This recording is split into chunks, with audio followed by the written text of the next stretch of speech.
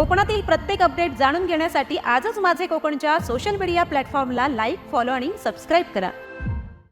रायगड जिल्ह्यात गेल्या 3 दिवसांपासून मुसळधार पावसाचा जोर कायम असून आज जिल्ह्यासाठी रेड अलर्ट जारी करण्यात आला। सततच्या पावसामुळे जिल्ह्यातील नद्या आणि नाले तुडुंब भरून वाहत असून अनेक ठिकाणी पाण्याची पातळी वाढताना दिसते। प्रशासनाने परिस्थितीवर बारकाईने लक्ष ठेवले असून नागरिकांनी आवश्यक ती खबरदारी घ्यावी असे आवाहन करण्यात आले आहे।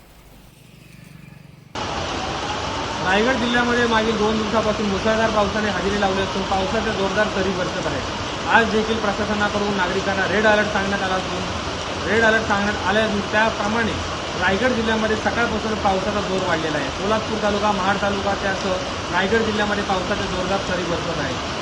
सावित्री नदी, काळ नदी, त्याचबरोबर रायगड जिल्ह्यातील इतर उपनद्या, त्याचबरोबर मोठ्या मुख्य नद्या या दुथडी भरून वाहत आहेत। सोलापूर येथील सावित्री नदीला देखील मोठ्या प्रमाणामध्ये पाणी वाहू लागले असून पावसाचा जोर वाढत राहिला तर नदीला पूर येण्याची शक्यता वर्तवली जात आहे। त्यामुळे प्रशासनाकडून नागरिकांना सतर्क राहून काळजी घेण्याचे आवाहन करण्यात आले। देवेंद्र दरेकर, रायगड।